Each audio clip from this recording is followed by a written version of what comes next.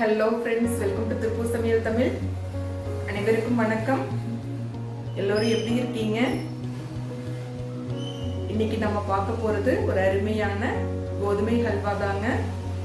இந்த மெத்தடில் செய்து பாருங்க, ரொம்பவே அருமையா வரும். பிகினர்ஸ்க்கெல்லாம் ரொம்ப ஈஸியா இருக்குங்க, டக்குன்னு செய்துடலாம். குழந்தைகள் இருந்து பெரியவர்கள் வரைக்கும் எல்லாருக்குமே ரொம்ப பிடிக்கும். இந்த மெத்தடில் செய்து பாருங்க. நம்ம வீடியோக்குள்ள போறதுக்கு முன்னாடி நம்ம சேனல் சப்ஸ்கிரைப் செய்யாதவங்க சப்ஸ்கிரைப் பண்ணிக்கோங்க. பக்கத்தில் இருக்கிற பெல் சிம்பல் கிளிக் பண்ணி ஆல் கொடுங்க. வாங்க எப்படி செய்யறதுன்னு பார்க்கலாம். கோதுமை ஹல்வாக்கு கோதுமை மாவு 1 கப், நெய் 1 கப், சர்க்கரை 1/2 கப், முந்திரி வந்து தேவையான அளவுக்கு எடுத்துக்கோங்க. உங்களுக்கு விருப்பம் போல போட்டுக்கலாம். எல்லாமே எந்த கப்பில் அளவு எடுக்கிறீங்களோ அதே கப்லேயே நெய், சர்க்கரை, கோதுமை மாவு எல்லாமே எடுத்துக்கணும். ஏலக்காய் தூள் தேவையான அளவுக்கு எடுத்துக்கலாங்க. ஆப்ஷனல் தான், வேணும்னா போட்டுக்கலாம், வேண்டாம்னா ஸ்கிப் பண்ணிக்கலாம். கோதுமை மாவு கரைச்சிக்கலாங்க. 1 கப் போட்டிருக்கிறேன். இது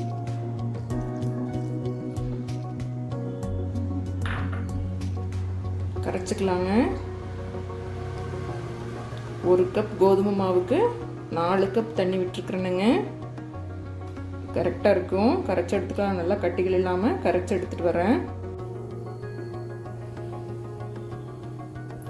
நெய் விட்டுக்கலாங்க. முந்திரி வறுக்கிற அளவுக்கு விட்டுக்கலாம். ஒரு 1/4 கப் நெய் விட்டுருக்குறேன். நீங்கள் 1 கப் எடுத்துக்கங்க. தேவையான அளவுக்கு அளவாக 1/2 கப் கூட விட்டுக்கலாங்க. நெய் கம்மியாக போதும்னா 1/2 கப் கூட விட்டுக்கலாம். கொஞ்சம் அதிகமாகவே எடுத்துருக்கிறேன். 1 கப் விட்டுக்கிறேன். முந்திரி போட்டுக்கலாங்க. லேசாக சிவந்தா போதும், ரொம்ப வறுவிட வேண்டியதில்லை.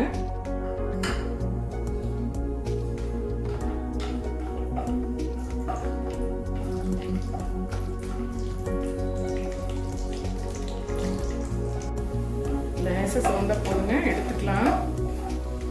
முந்திரி வறுபட்டுருச்சு, எடுத்துக்கலாம். வறுபட்டுருச்சுங்க. அதே நெய்லேயே கரைச்ச அந்த கோதுமை மாவும் விட்டுக்கலாங்க. 1 கப் மாவுக்கு 4 கப் தண்ணி விட்டு கரைச்சிருக்கிறோம். சரியா இருக்கும். நல்ல கட்டிகள் இல்லாமல் கலந்துக்கணுங்க. ஊற்றிக்கலாம். இதே நெய்யிலேயே ஊற்றிக்கலாம்.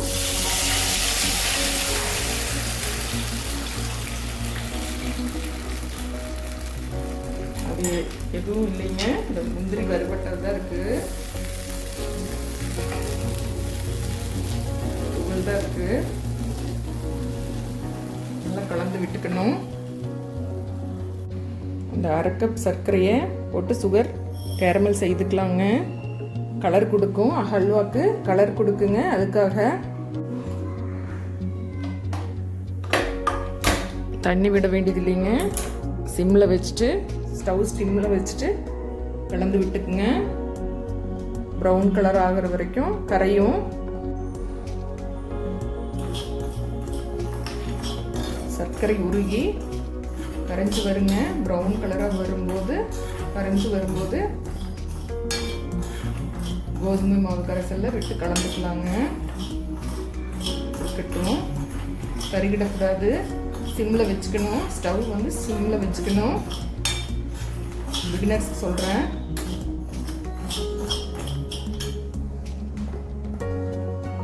நல்லா அடிப்பிடிக்காமல் கலந்து விட்டுக்கணுங்க.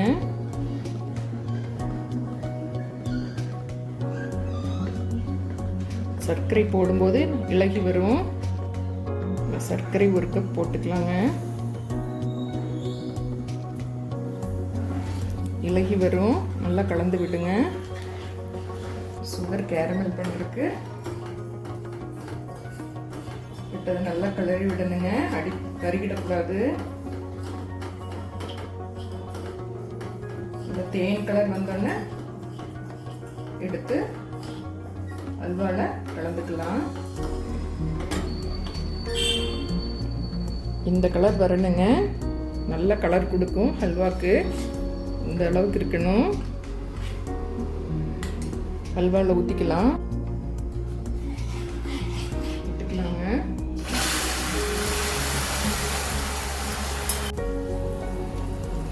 ஸ்டவ் சிம்மில் தான் இருக்குங்க. மீடியமில் வச்சுக்கலாம். மொத்தமாக 1.5 கப் சர்க்கரை போட்டிருக்குறேங்க. 1 கப் கோதுமை மாவுக்கு 4 கப் தண்ணி, 1.5 கப் சர்க்கரை. நீங்கள் ஃபுட் கலர் வேணாலும் போட்டுக்கலாங்க, ஆப்ஷனல் தான். கேரமல் செய்ய வேண்டியதில்லை. சுகர் கேரமல் செஞ்சு போட்டிங்கன்னா நல்லா ஹல்வாவுக்கு நல்ல கலர் கொடுக்கும். அடி பிடிக்காம நல்லா கிளறி விட்டுக்கணும். ஏற்கனவே நெய் விட்டுருக்குறேங்க. 1/2 கப் 1/4 கப் விட்டுருக்குறோம். இன்னும் கொஞ்சமாக விட்டுக்கலாம்.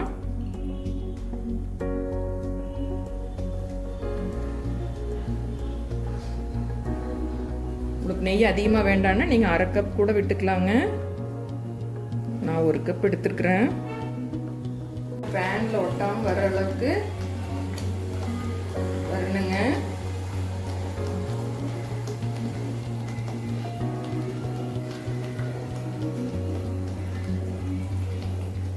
இன்னும் சிறிது நேரம் இருக்கணும். நெய் ஏற்கனவே வச்சுக்கோங்க. மறுபடியும் ஒரு 1/4 கப் விடுறேன். 3/4 கப்பு விட்டுருக்குறேங்க. இது வரைக்கும் 1 கப் நெய் எடுத்துருக்குறேன். நீங்கள் கம்மியாக போகுதுன்னா 1/2 கப் விட்டுருக்கேன்.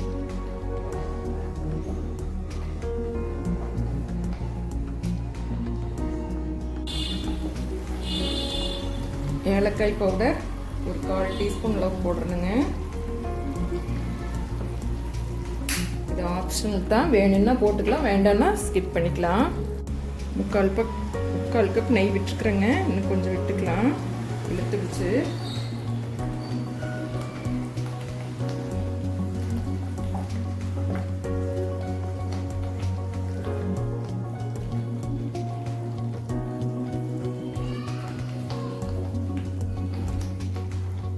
ஒரு கப் நெய் விட்டுருக்குறேங்க. சுகர் கொஞ்சம் நீங்கள் இனிப்பு சுவை அதிகமாக சேர்த்துக்குவீங்கன்னா ஒரு 1/2 கப் கொஞ்சம் சேர்த்து 2 கப் கூட நீங்கள் போட்டுக்கலாங்க. நான் கொஞ்சம் அளவாக தான் போட்டுருக்குறேன். நீங்கள் 10 டேஸ்ட் பண்ணி பார்த்துட்டு கூட கொஞ்சம் உங்களுக்கு தகுந்த மாதிரி கொஞ்சம் சேர்த்து போட்டுக்கலாம். கூடி குறைச்சி போட்டுக்குங்க.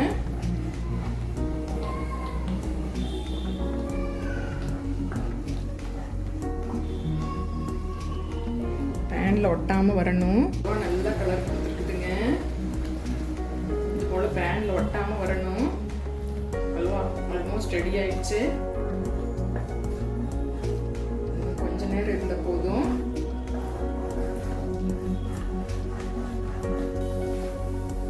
முந்திரி வறுத்த அந்த வறுத்த முந்திரி போட்டுக்கலாங்க.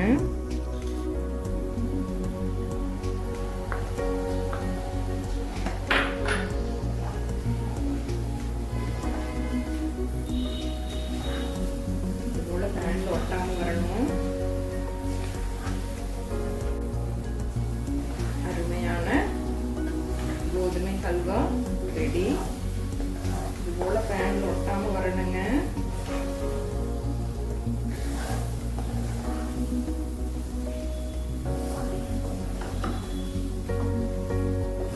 போல இருக்கணும்.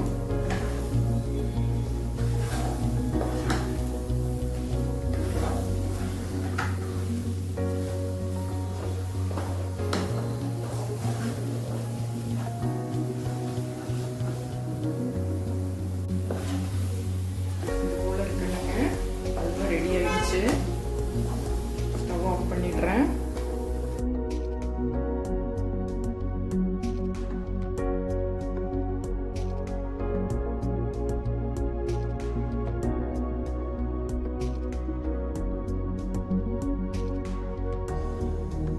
அருமையான கோதுமை ஹல்வா ரெடி. நான் சொன்ன அளவுகள் போட்டு செய்து பாருங்கள். ரொம்பவே அருமையாக வரும். குழந்தைகள்லேருந்து பெரியவர்கள் வரைக்கும் எல்லோருக்குமே ரொம்ப பிடிக்குங்க. கண்டிப்பாக செய்து பாருங்கள். செய்து பார்த்துட்டு பிடிச்சிருந்தா உங்களோட ஃப்ரெண்ட்ஸுகளுக்கும் ஷேர் பண்ணுங்கள், லைக் பண்ணுங்கள், கமெண்ட்டில் எப்படி இருக்குன்னு சொல்லுங்கள். என்றும் உங்கள் அன்பில் இருந்தால் பை பை.